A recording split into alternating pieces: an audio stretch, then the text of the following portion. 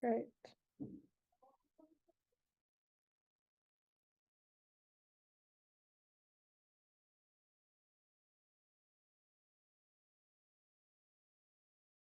Recording in progress.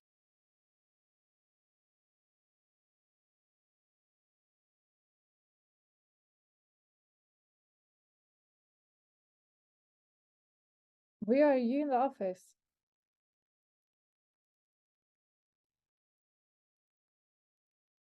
Wait, sorry, what was that? Are you in the office? Yeah, boo. Because it says my internet connection is unstable. I'm also here. I'm wondering what that is. Yeah, I don't know. Hey, Also, let's be mindful of time, team, because I am right on the cusp of load shedding with this one. When are you starting? 6? 6, and it's, yeah. Okay. Let us.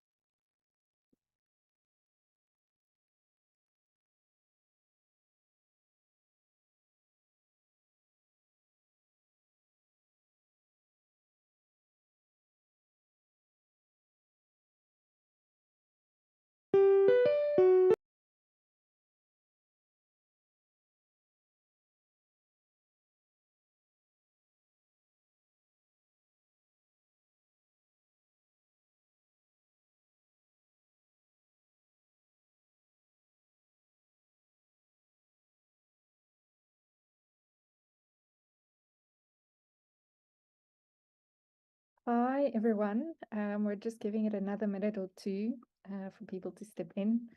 We'll be starting shortly.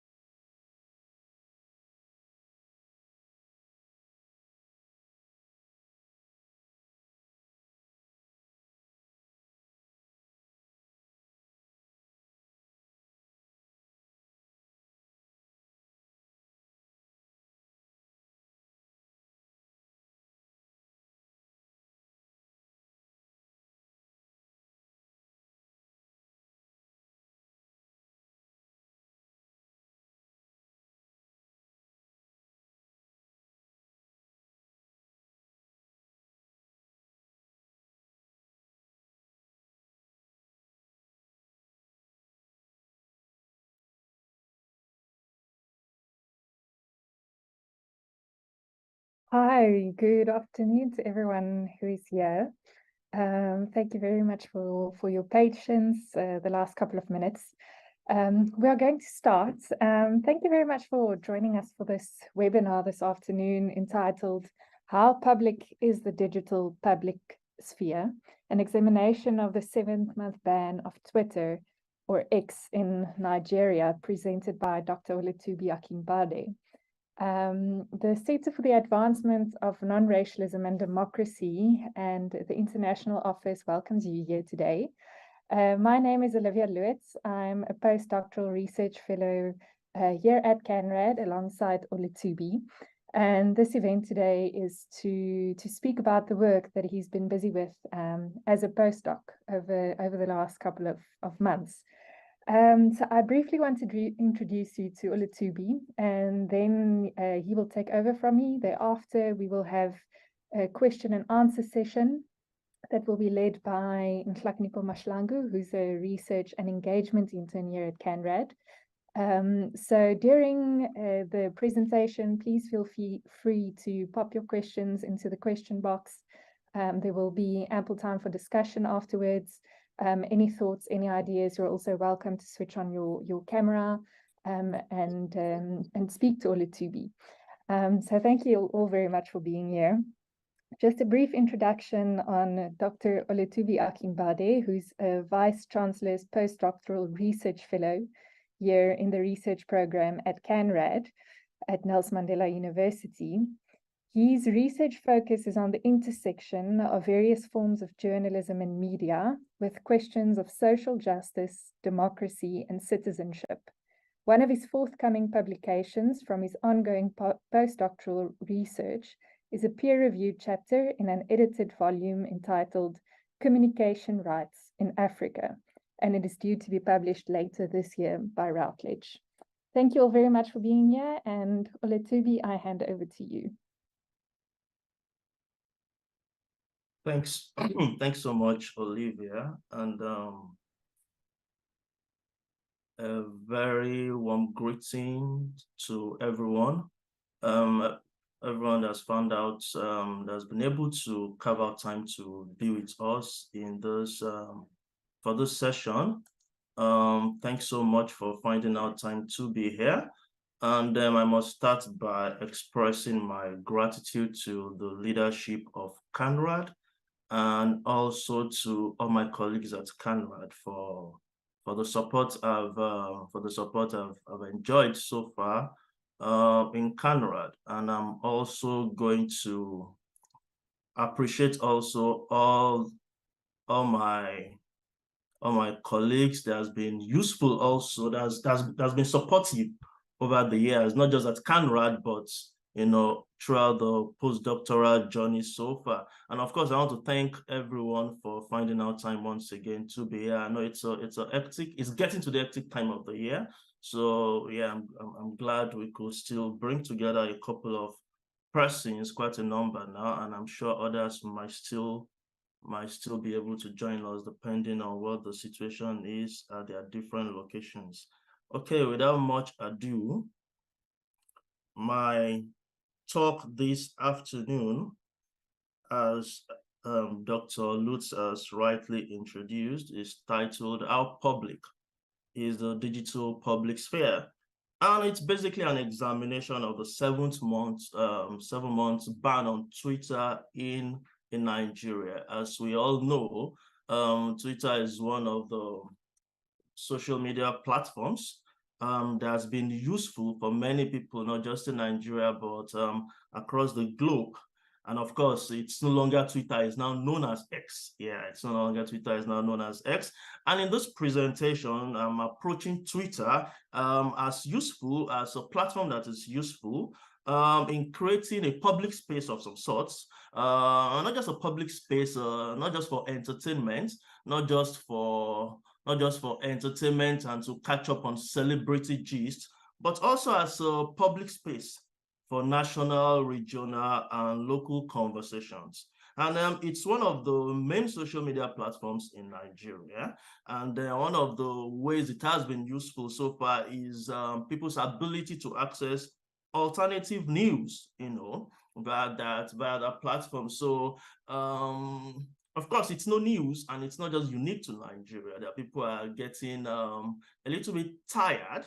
And there's a mistrust in the system when it comes to mainstream media. So people want alternative news, people want to dialogue, they want to talk, they want other opinions, they want to dialogue with others as far as different conditions and different developmental issues are concerned. So what Twitter affords people the opportunity to do is to engage in all these meaningful conversations, and more importantly, from a fundamental human rights perspective, what Twitter, now known as X, affords it affords citizens to the opportunity, the platform to exercise their communication rights. And so Twitter, for me, I'm approaching Twitter in this presentation, now called X again, from this perspective.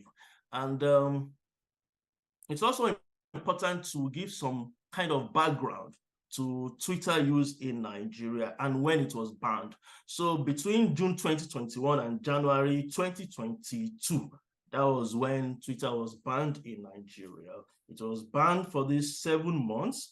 And of course, there were different reasons that were given by the government, and it was banned by the federal government of the Republic of Nigeria. And they gave different reasons for banning it by saying the social media platform, that means the X social media app, they accused the platform that is being used as activities, is being used for activities that are capable of undermining Nigeria's existence. That the platform, the regulators, the owners of the platform are not doing, they're not managing it well, and the Nigerians are getting on it a lot, and what is happening there is undermining the integrity of the Federal Republic of Nigeria. And of course, they particularly laid emphasis that mischief makers are using it for subversive purposes. When we say subversive, anyway, they know what they mean by that. That mischief makers jump on the platform in Nigeria and they use it to commit their criminal activities. So that was the basis. That was the basis via which the federal government decided to say they are not going to allow Twitter. They're not going to allow Twitter use in those number of months in Nigeria. But then, despite that, when it was banned, people came out. The civil society organizations came out. In the developed world, the United States and some other key countries came out to complain and made their voice count, that this is infringing on people's fundamental human rights, because people have access to communication rights and people have access to this platform and they should be able to use it. So that is the background that underpins the question and this conversation, and that's why it's titled how public is the digital public sphere. And of course, when it was banned, 7 months ago, one of the things that was said then was that mischief makers don't just use it, they incite the public. And it was also interesting to note that the government spokesperson that came to ban Twitter came on Twitter to announce the ban of Twitter. And many people called them out on that you want to ban this platform, and the best way to do it is also to come on that same platform to say we are banning Twitter. Anyway, that is the background context that underlie this conversation. It is evident that the platform is useful. It's evident that young Nigerians especially, the digital, what we now refer to as the digital constituents, the digital constituency, they use it a lot to agitate for their rights, to call out government officials, and to lay emphasis on what they think the government should be doing, the direction they think the government should be going. And also it is used to demand accountability, very important. And one of the things that has been happening of recent is that the culture of protest is being challenged by the leadership in the country. So when people come out to protest, peaceful protest, they are not sure they are safe. They don't know what will happen. There have been several instances when there's protest and then there's tear gas, there's all sort of stuff. And so it's not even safe. And so the safe way for people to exercise their democratic rights, to exercise their democratic rights as citizens, is to go online and use this platform. But the government came and said, for this number of months, that is not going to happen. In fact, it was. I must also say that it was banned indefinitely, not just for 7 months. It was banned indefinitely. And then, yes, everyone was told until further notice, Twitter won't be operational. It was then called Twitter. And one of the ways we will know, because one of the questions that I've received of recent is that, is Twitter really that useful in the scheme of things? Or are researchers and civil society activists just trying to hype it and things like that for other reasons? But the truth is that Twitter has been very useful in the scheme of things, and it's beginning to play a role, if I must say, in the democratization efforts in the developing states like Nigeria, and of course, if you go across developing states on the continent, on the African continent, you'll see that these social media platforms, they play one role or the other in how people exercise their democratic rights and their agency as citizens of their respective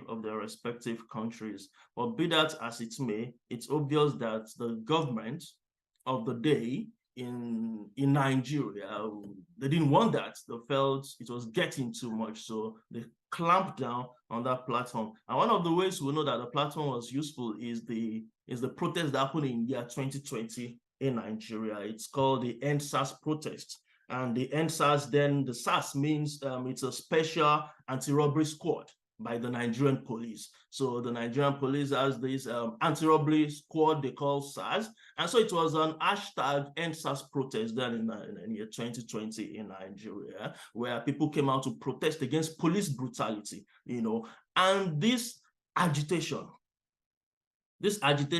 one of the key platforms where this agitation started was on this platform X, was on this social media platform. It was from there that it's morphed, it's metamorphosized of some sorts, into street protest. So it actually started from this Twitter, as a major app where people held the conversation like, enough is enough. This police brutality has to stop at some point. So Twitter was useful in galvanizing young Nigerians and of course other netizens. And very interesting also is the role the diasporic community plays on this platform. So that is the number of Nigerians in the diaspora, Nigerians that are now based at home, they are based in other parts of the country, and they are keenly following what is happening back home. So they use this platform a lot also to exercise their democratic rights, to say, we are citizens here, we are not just going to be onlooker in the scheme of things, even though we are far away,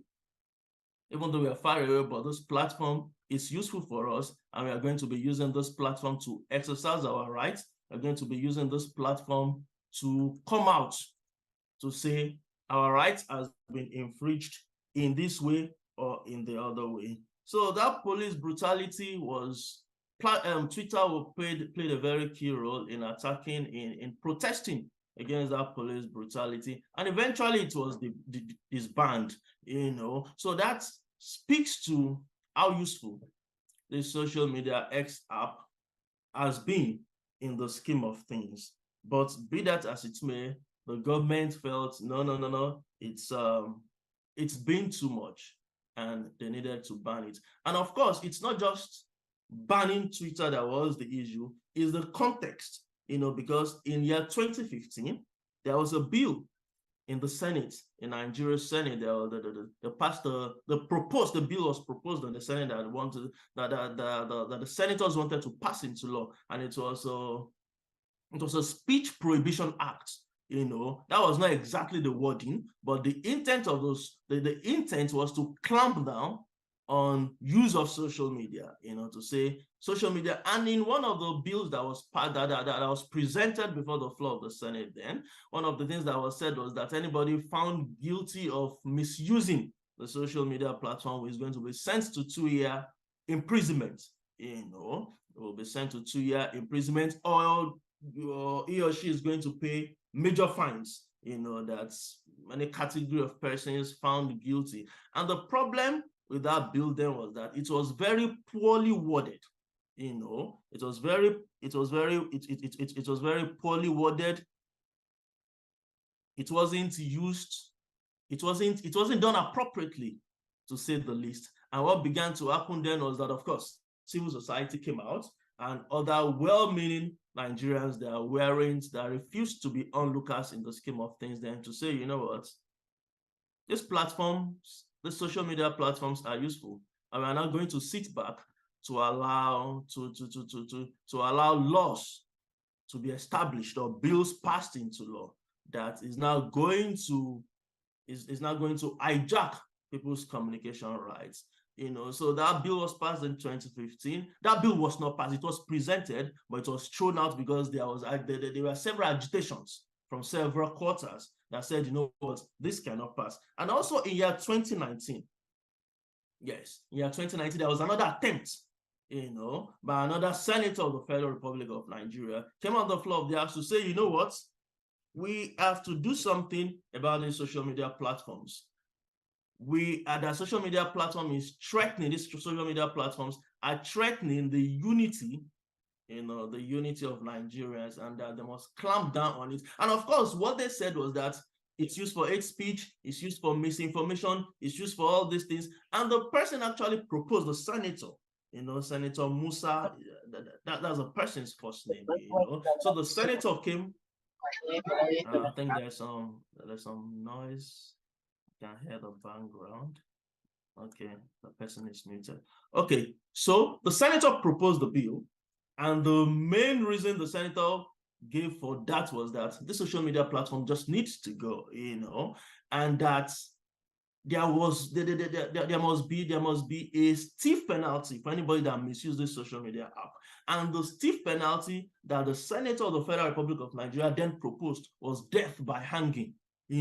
That senator went to that extreme. And now what that tells us is that, so it's not just Twitter being banned for this 7 months, it's the context in which this happened, and what that begins to tell us is that the political class, they are not aware of how democracy is being advanced by people being able to speak up about government policies using these social media platforms, and it's beginning to show that this crop of leaders, this political class, will rather cherry pick, they cherry pick the laws they think, they cherry pick, they look at the constitution, they cherry pick, this one is useful, that one is not useful. So they decide what they want to do, what they want to be applicable to them, and that cannot fly in a democratic system of governance, in a constitutional democracy.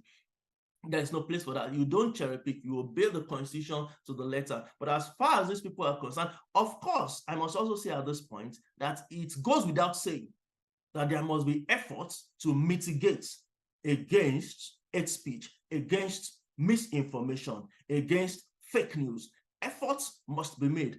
But going to the extreme to now say people's communication rights must be hijacked because you want to combat fake speech, you want to combat hate speech, that is going to the extreme. And also what we begin to see is that the laws the Senate are trying to pass, they are not carrying the populace along. So when you say you are senators of the Federal Republic of Nigeria, one of the things you're supposed to know is that you are representing the people, you're representing Nigerians. So you don't just go there to present a law to say you want to clamp down on hate speech or clamp down on fake news. And the way to do that is to suspend these social media platforms, without actually getting back to your constituents, getting back to the people that elected you, that elected you into power to say, go serve us in this capacity. You're not carrying those people along. You're not setting up town hall meetings, and then you say the next thing you want to do is to clamp down on social media platforms. And then the political class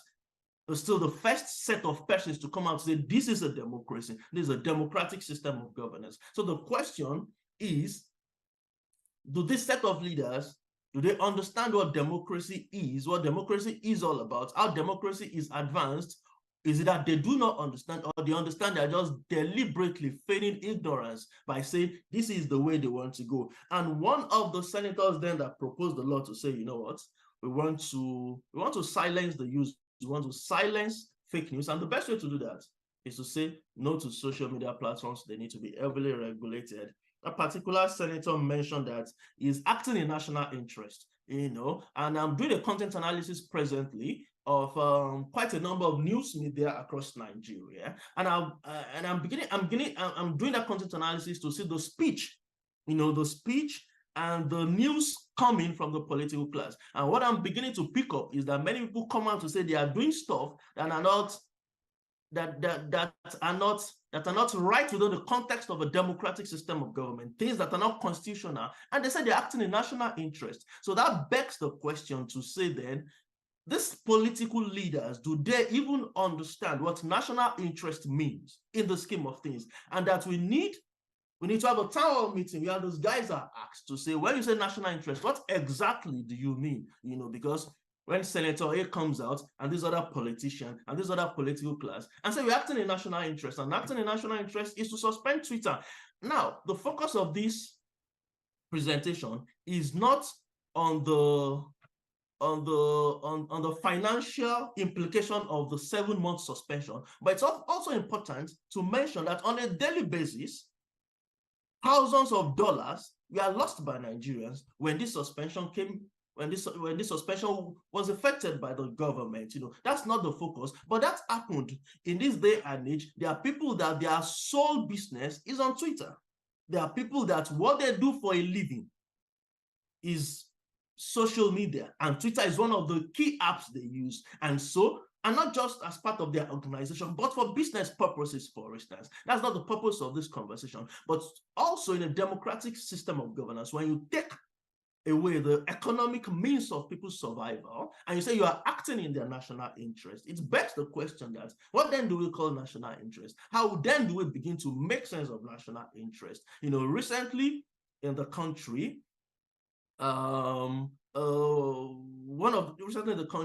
ministers were being selected and sworn in by the president, and of course they go for screening by the Senate. And one of the ministers that were nominated, one of the ministerial nominees, is in his 40s. And one of the reasons why they attempted to disqualify him was that he was always speaking up on social media.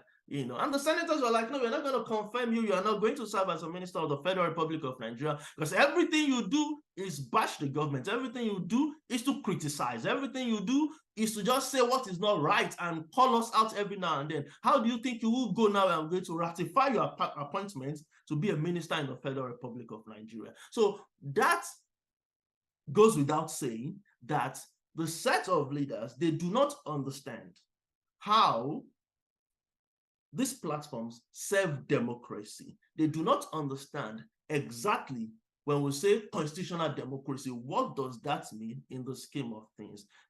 And just like I rightly highlighted that, when we talk about fake news, it is important to clamp down on fake news, But one of the things that need to be done, one of the things that we must establish, I was just saying it in a forum recently, that one of the things that we must establish is, when we say people are fond of fake news, we need to actually look at that holistically. Because one of the things I'm beginning to discover in my ongoing research is that at the other end of the fake news are some disgruntled Nigerians, some unhappy Nigerians, and I'm not sure if disgruntled is the right word now, unhappy about how things are going, and they rather just see the system not go well, so they bombard the system with fake news. But when you begin to interrogate why they are doing that, you see that there are a whole crop of politicians at the other end of this fake news being emanated via these young adults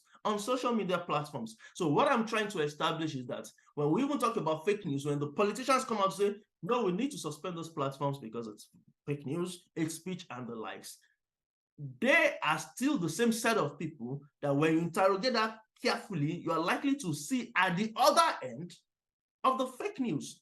Of course, that's still an ongoing research, and I can't speak conclusively on that yet. But what I'm beginning to say, and of course, an hypothesis that I'm developing and I'm working on also at the moment as part of my ongoing research project, is that at the other end of fake news at the other end of misinformation, you see a crop of politicians there, that if they are not in power, they will rather eat up the polity. And one of the ways they eat up the polity is to propagate fake news.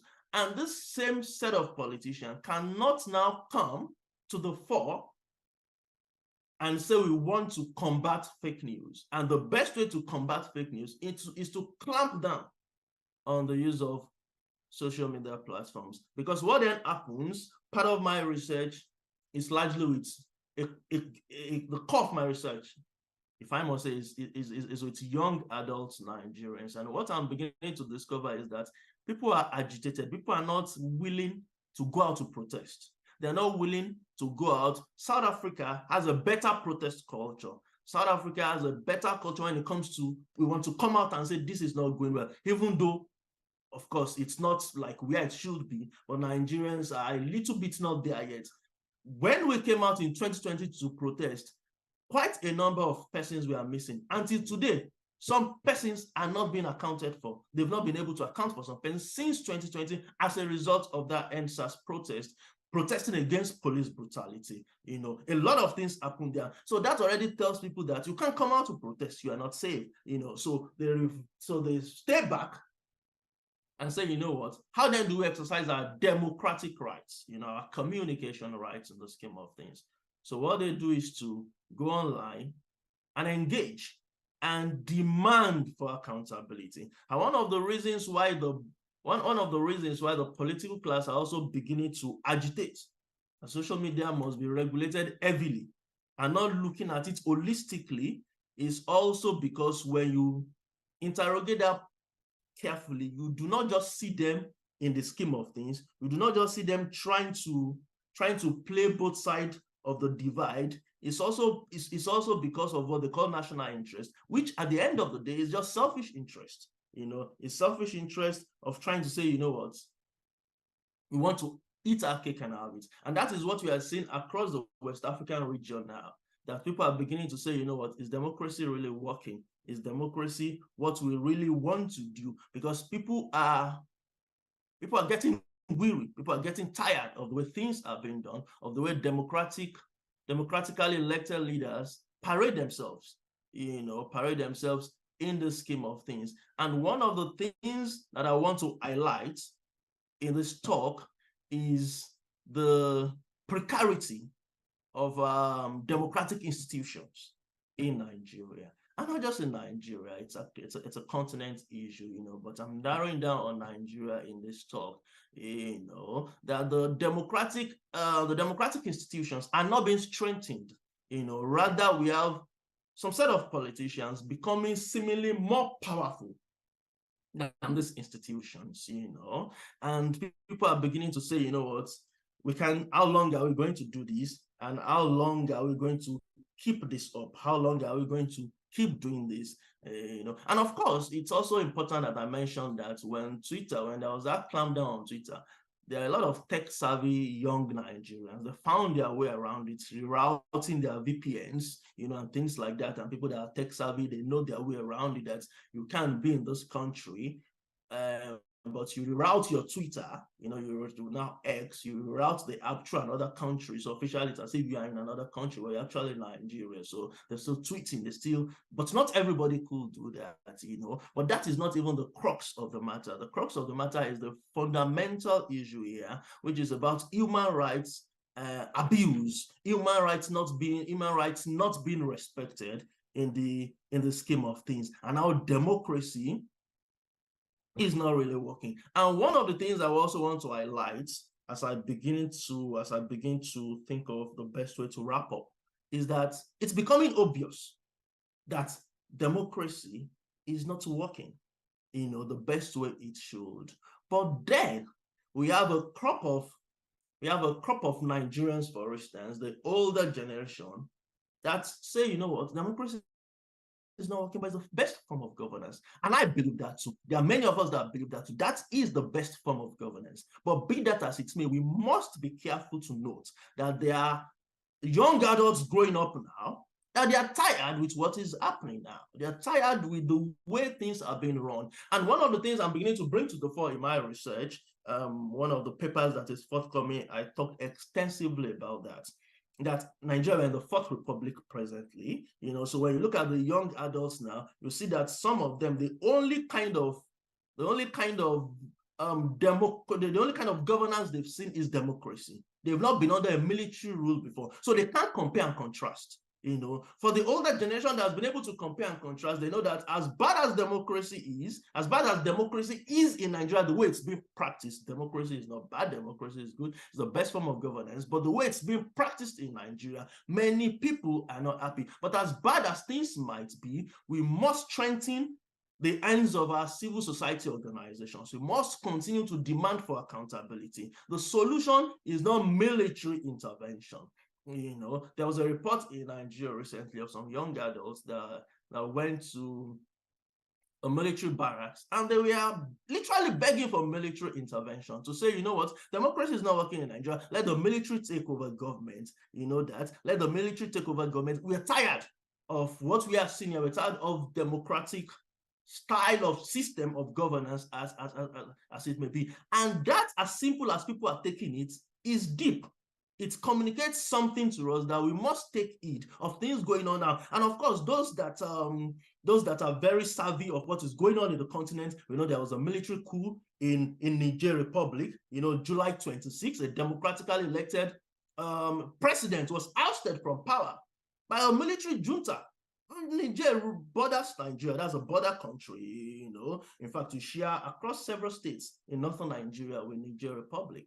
They have a constituted democracy, the constitutional democracy. The military junta just came up and ousted them, and the news that came out after that was that some young folks in Niger jumped on the streets to start celebrating, to say, you know what, we are not seeing any results from the democratically elected governance and the government as it be. And they were jubilating that military took over power. But for these young people, and many people are blaming them, you don't know what is happening. How can you be jubilating? Do you know what it means for you to be ruled by the gun? At least if you have a democratic system of governance, this president is bad, there's going to be election at some point, then they're going to vote this person out, But these young adults, they do not see it from that perspective. They are seeing it from the perspective of a young person that was born into either Niger Republic or Nigeria, as the case may be. All they've seen is democracy. They don't know how bad the military dictatorship could look like. Some have read about it. Some can't be bothered, But what they are saying is that this Twitter X app, this X app that we are using, is one of the major ways we can talk back to power. Is one of the ways we can exercise our democratic citizenship, as the case may be. But the powers that be will not allow. And they are saying, if this can be banned for 7 months, what then will happen? What then will happen? This is already, and the older generation are like, we don't use Twitter per se, whatever that means, we don't use it per se and think, yeah, it's bad, but let's just find a way around it. But the youths, they're like, this should not be happening, And so the crux of the matter that I try to highlight and bring to the fore by this in this presentation is that democracy as it is in Nigeria is being threatened. It's being threatened. Things are not working the way it should work, And the 7 months ban is just a sample. It's just a tip of the iceberg when we start talking about the dysfunction in the system, and that the system is not just dysfunctional. People getting tired, and for young adults to say that, for instance, the protest in 2020 was people came out and there was tear gas, the soldiers came out to disrupt a peaceful protest.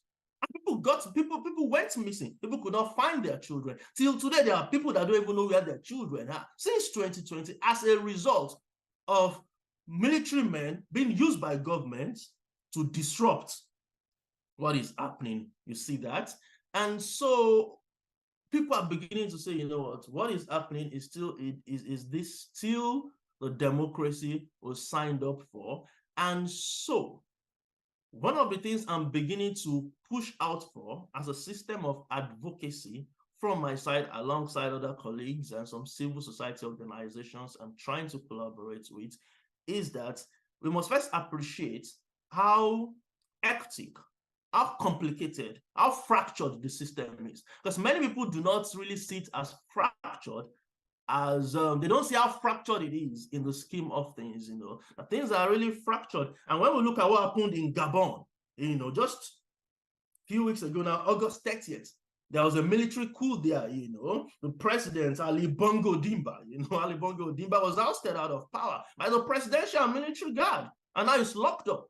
And people are beginning to say, democracy, it's not working. And you see the military that took over governance, it was held up high to say, this is what we want. We do not want a military dictatorship across West Africa and Central Africa and Africa as a whole. We want democracy to be entrenched. We want democracy to be deepened. But there's no way we can deepen democracy if our elected leaders do not even understand what democratic rights means. We can't be cherry picking. I'm being told now that I should be wrapping up now. So we can actually talk more in the discussion and Q&A, but the crux of what I'm bringing to the fore via this conversation today is that civil society organizations, activists, researchers, we need to see what is happening. A clarion call, as it were, must go out to say, how do we strengthen democracy in Nigeria? What are the best ways to do this? Are we doing it the right way? Do we just keep doing what we are doing? And of course, it goes without saying that there's a deep mistrust in the system. And that is one of the places where the frustration is. When there were military junta in Nigeria in the 1990s, we had a very hectic system there, the military junta and things like that. But at the end of the day, the journalists then, the civil society organizations then came out to demand the power bill, that the democratic system of governance should be entrenched. There should be elections, and we should be able to elect our own leaders. But then the set of journalists that were activists then, this crop of young Nigerians now do not trust them.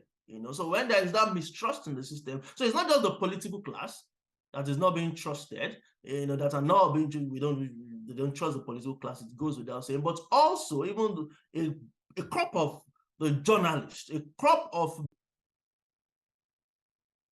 Thank you so much, Olu, and thank you to everyone who has joined us here today. As we talk about Twitter as a beast of social commentary, and interrogate the importance of social media within the democratic context, we actually have an interesting conversation brewing within the chat section surrounding democracy as apt for the Nigerian context. And I do this to open officially the Q&A session. So Usam Sang, and all of its particulars there, is asking and is saying, democracy is not really working in Nigeria. We need an alternative. Hashtag EndSARS was an aborted revolution caused by the ban on Twitter by the Buhari government. Democracy has killed more people than military coups in Nigeria. We also have a question by Mark Ronch, who says, it is unusual and honestly refreshing to hear how Twitter or X is used for democratic purposes, especially considering its central role in the spread of Trumpism and populism in the USA. Is there concern within Nigerian spaces that Twitter could be used for populism and authoritarianism?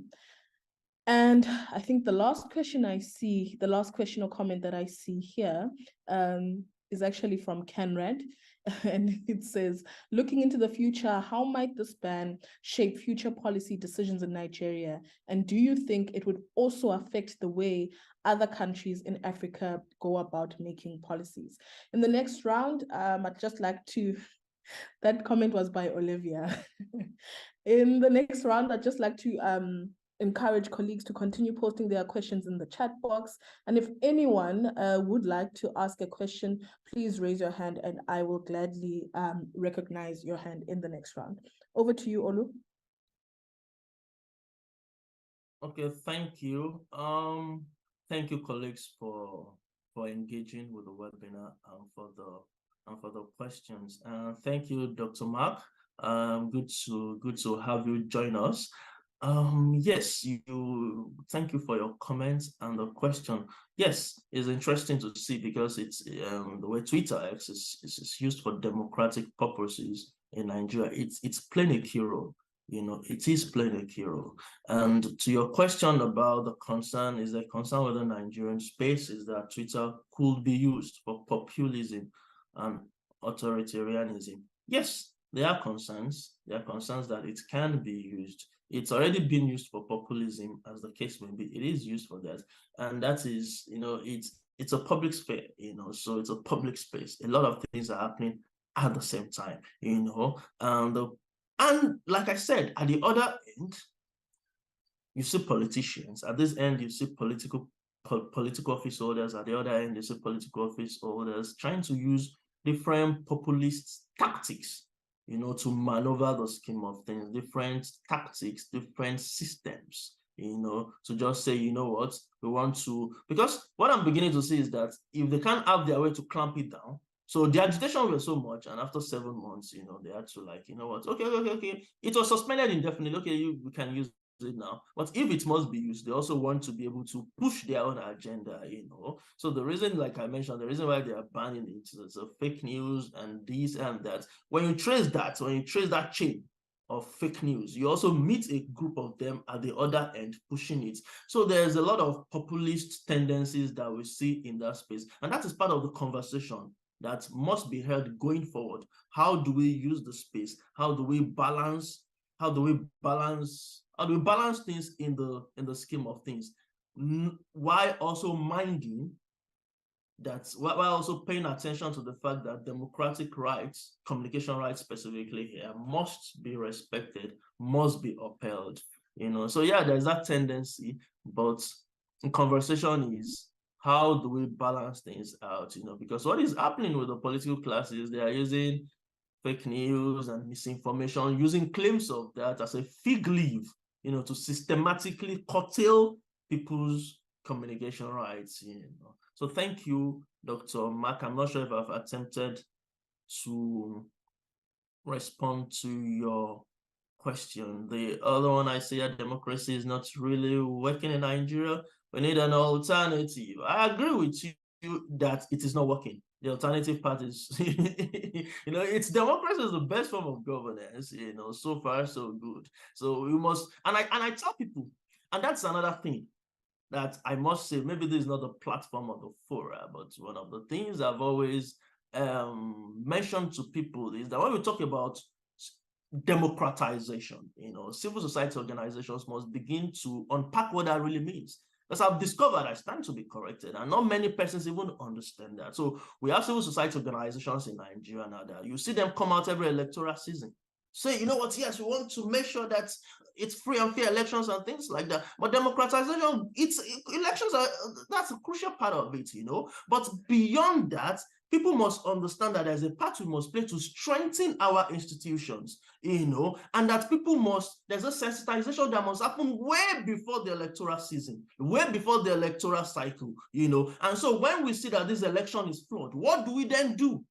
What should be done? This election is flawed. Does that mean democracy is bad, or what should we do? Do we go back to the table? How can we get it right and get it better the next time, So do we just say, this election is not working and things like that? What do we then do? How do we strengthen democratic institutions? How do we deepen democracy? That's part of the conversation we should be having.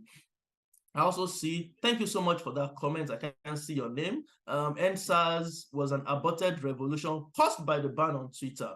By the then, of course, you're very right. Yeah, you're right. Democracy has killed more people than military coup in Nigeria. I mean, I hear people mention that a lot every now and then. And of course, it's an hypothesis that can be brought to the fore. And we must come out to see what is happening. You see, we have countries in the world today, in the global north, that do not respect democracy. But you see people leave democratic countries to go live in those places. So when people's way of life are threatened, when people's economy are threatened, when the economy of the country is threatened, people can't survive, people don't have a means to feed, And they won't say because it's democracy and they will stay there. They will go to where they can get something to do. So we see people leave from West Africa to other parts of the world, that's a conversation entirely, where they know that place is not democratic. Some place you can't even use WhatsApp, they ban all those things,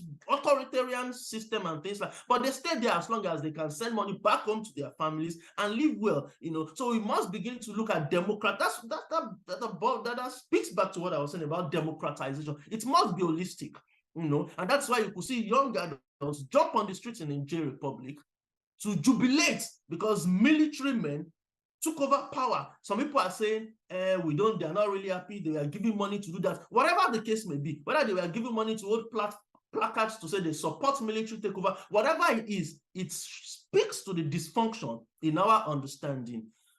Okay, thank you for that comment. Let me move on. Thank you, Olivia. Looking into the future, how might this ban shape future policy decisions in Nigeria? Do you think it would also affect the way that other countries in Africa go about making policies? Thank you, Dr. Lutz, for your comments, for the question. Of course, it's going to shape future policy. It's already shaping it. There's a lot of conversations going on. And of course, people piggyback on that experience. People piggyback on what happened during the 7 months. People piggyback on NSAS protests that started literally from Twitter, and before from there, people went into the streets and things like that. So it's going to shape policies. And of course, I've always said that whether people like it or not, Nigeria plays a key role in West Africa. There's a leadership role Nigeria plays in West Africa. If democracy is not deepened in Nigeria, if democracy is not entrenched in Nigeria, we're going to see the ripple effects across that West African corridor and border. So for instance, Niger Republic will share a boundary across several states in northern Nigeria with Niger Republic, and the president there has been ousted from power, and ECOWAS, that's the Economic Community of West African States, is trying to mediate and make sure that the person that has been taken off by the president is restored back. He's been placed on house arrest, that is brought out from house arrest and restored back. So Nigeria is playing a leadership role in that ECOWAS, because when you say ECOWAS, Nigeria, so in fact, they say military intervention, they might have to go in with soldiers and things like that. And a crop of these interventions is being spearheaded by Nigeria. So, and what young Nigerians are beginning to say is that Nigeria that is spearheading efforts to return democratically elected governments back to power in Niger Republic. Do you even have democracy back home? You can't give what you don't have, guys. So those are also an interesting aspect to it. So I'm using that I've said that to say that it plays a role. What happens in Nigeria plays a role in not just policy decisions in Nigeria, but across West Africa. I might not be able to speak largely for the entire African continent, but as far as West Africa is concerned, what happens in Nigeria plays a role in the scheme of things. Thank you, colleagues. Thank you so much, Dr. Akingbade. I want to see on the floor, are there any questions or comments? Anyone who'd like to raise their hand and deliver their question? All right, I don't see anything yet. We have a question or comment from Rachel, who says, the system of governance, be it military or democratic, is not a problem in Nigeria. The issue is the mindset of those who are opportune to rule. Abacha's military regime was worse than what we are having now. And then Samsung again, and Samsung, if you can just advise what your name is, says election rigging should be regarded as a civilian coup. What do you think? Over to you, Dr. Akingbade.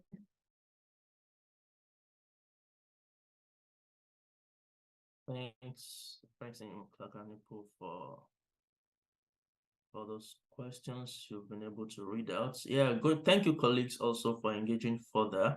I'll start from the last one. I can see election rigging should be regarded as a civilian coup. What do you think?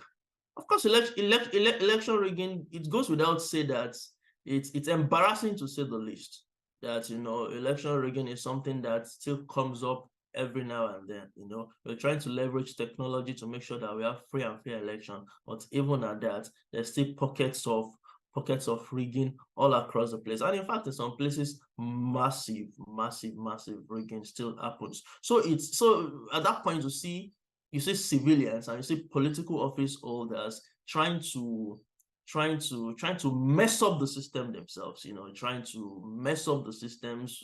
It's a coup of some sort, you know, because the beauty of democracy is that majority should be able to say, this is who we voted for, and it's free and fair, you know. And for others that might say, we didn't vote for that person, but as long as it's free and fair, they will be okay with the election.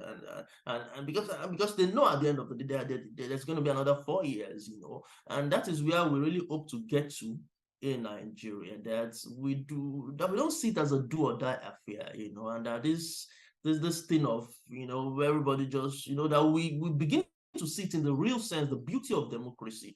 And we begin to see it from that perspective, because the beauty in democracy will not come up, will not come out, will not come to the fore, as long as election rigging is still something we come up to talk about. It's very shameful, to say the least, and we must strengthen our democratic institutions, you know, because, for instance, now tomorrow there's going to be a verdict on the case in tribunal in terms of who won the last election and things like that. But we must get to a point where we don't even have issues of having to go to the courts to determine who wins election or who is winning the election or whatever like that. We must make sure that at the first ballot, you know, if possible, a winner emerges. That should be the beauty of democracy, not sit down in court. Because another thing that politicians do now is to build on technicalities to subvert the will of the people. You know, I'm trying to. That's a conversation on its own. You know, looking for technicalities within the scheme of things. So this set of people, for instance, rig election and they get into power, you know, but they rig it in such a way that, and you know, you have to present facts before the courts of law, you know, and that's another thing in terms of democratization efforts, that we must beginning to find ways, you know, civil society, organizations, activists, to make our young adults understand how the court systems work, that you must be able to, it is based on facts. So these people, for instance, can rig election, but they know that it will be a little bit tricky to prove it in blue or black. And so they use that to scuttle the will of the people and look for some very funny technicalities to subvert the will of the people. So it goes without saying that election rigging, it's not something that we should even be, that should feature in our system, but it's sad that it's still happening today, you know.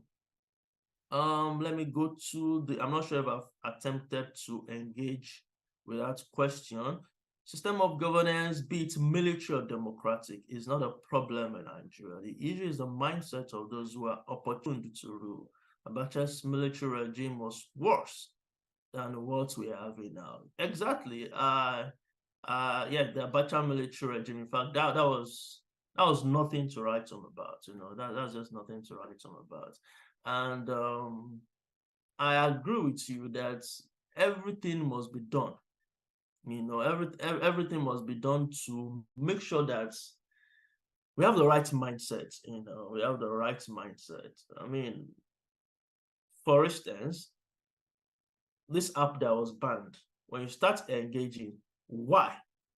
Do you think that that's the right way to go about it? Why do you think that banning this is the right way to go? And then go to the floor of the house to say we want to clamp down on hate speech, and anybody will catch you criticizing unnecessarily, criticizing and inciting people against the governance, against the government, against the eating up the polity according to them, is going to be sent to jail. Someone even said, no, it's going to be death by hanging, you know, that let's just, you know, and to, of course, we know that they won't go to that extent and things like that. But the fact that you will stand in the floor of the house and then even utter that out, it shows that the mindset, something is wrong with the mindset, you know, and things like that. And we must also know that these people who call these our leaders, this political class, they are from amongst us. You know, we didn't import them from another African country. You know, they're also fellow Nigerians, you know, and things like that. So I agree with you that the mindset both of the civil society activists, the political class, of the electorate, you know, of our young adults, you know, there needs to be some reforms there, you know, but be that as it may, we must encourage talking within Nigeria alone, across Africa, not to give democracy. We are beginning to show is that people, because what I see with this Twitter X situation is that many people, many young persons that have not voted before, you know, they've not had that experience of saying, I have my permanent voters card, I'm going out to exercise my franchise, you know. They became interested in this last election in what was going on for the very first time, you know. So that's the first time of them voting. And when they know that this election, the system was just manipulated, how many people see it? That this thing is not free and fair. That really has dampened. That really has dampened their hope. That really has dampened their belief in democracy and in way things are going in the scheme of things. And so we can see that democracy is being endangered. There's no matter the way, no matter how we want to look at it, it's been endangered. I mean, the last election, we had over 87 million eligible voters in Nigeria. You know, 87 million persons were eligible to vote, you know, in Nigeria, because they all had their permanent voters card. But how many people came out to vote in that election? Despite the fact that I said a lot of young persons came out to vote, and that was their first time. Even at that, there was still a very low turnout of voters, because they weren't even up to 25 million out of 87 million Nigerians that had their permanent voters card. People that came out to vote were now up to 25 million, you know, and that's like less than 29% turnout, or 29% thereabout of the total people eligible to vote. So, I mean, that's already a scorecard to tell us how democracy is doing in the scheme of things. You know, so thank you, colleagues. Thank you for those questions and comments. Nklakanipo, I would like to hand over back to you. All right, thank you so much, Dr. Olu. We do have one question from Rodney, who asks, what effect did the Twitter ban have on Nigeria, have on social movements, especially humanitarian movements? Yeah, over to you, Dr. Olu. I think this will be the last question of the session. Okay, thank you, Kakanipo. Thanks for that question. Oh, Uncle Rodney, yeah, thanks for that. Thanks for that question. In terms of social movements, humanitarian movements and their efforts, of course, there's always an effect, you know. There's always an effect, directly or indirectly, when an anti-democratic move comes to the fore, when an anti-democratic move is entrenched, you know, even if it's just for a month, there's always that after effect, you know, of dampening people's resolve, you know, of dampening of people beginning to look at things from different ways, you know, like just muddle up the waters, you know, and things like that. So there's that effect. And also there's the effect of international NGOs that will want to come into the space and things like that, being weary.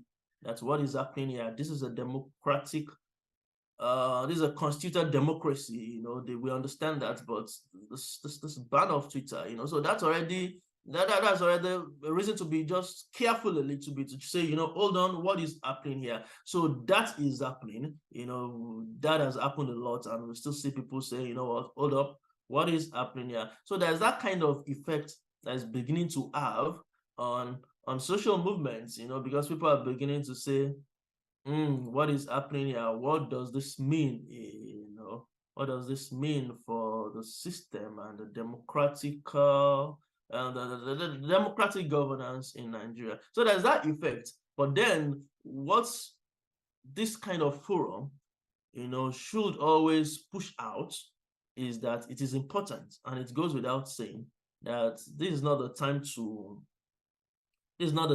to just give up. This is not the time to relapse back, to say, you know what, we tried, it's not working. No, we need to do everything we can to make sure that on the continent, we strengthen the hands of civil society organizations. First of all, we need to understand, we need to have a holistic view of what democratization entails in this context of developing states, and in the context of the kind of political class we have. We have these sit-tight political leaders that do not want to leave. They don't want to leave power, and then you see a particular family, even in some African countries, you see a particular family is the one really go. Look at Gabon, for instance, where a single family has ruled for over 40 years, the person did his own time, then gave to the son and things like that. And the son now has been ousted because he's trying to get another time in office, and the military dictators that come up to take over power. So you see this kind of sit-tight political class. So we must really understand the uniqueness we find ourselves, and then beginning to see how then do we position ourselves. The way we've positioned ourselves so far, is it really working in the context of South Africa, the civil society organization? Is it really working? Is it being effective? How do we reposition going forward? Because it goes without saying, the truth is that democracy is the best form of governance, where people have a say. When you put military guys in power, you don't know when they're going to go. They rule by the gun. They're not answerable to anybody. They just, it's authoritative. You can't, so it's just, it's not even like, it's not an alternative, but it's sad that in this day and age, there are young Africans that can't even be bothered. Whether it's democracy, whether it's military, they can't be bothered. And that's not a good place to be. We must not get to a state where people become unbothered, that, you know what, it's not working, whether it's military or whatever, we don't care. No, we need to rethink the process. We need to start looking for ways to strengthen our democratic institutions, rather than having powerful politicians. We want to have powerful institutions that are bigger than personalities, that are bigger than individuals. That is the conversation we should be having, and not give up on democracy. So the social movements, the humanitarian movements, we can only say they might be deterred, but they need to keep it moving. We need to find ways to make sure that we entrench democratic system of governance in the country. Thank you for that question. Over to you, Kakanipo.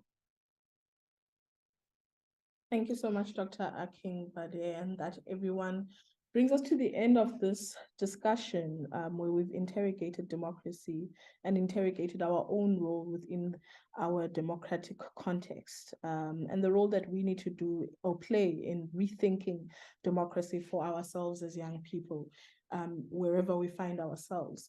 I want to thank the CANRAD team for this, for organizing this event and this webinar rather. I'd also like to thank Dr. Akingbade, not only for this presentation, but the work that you are doing to really flesh out Nigerian youth experiences. We appreciate your work, and thank you so much for helping or bringing this presentation to us. I'd like to thank the tech crew at the back. Thank you so much for your assistance.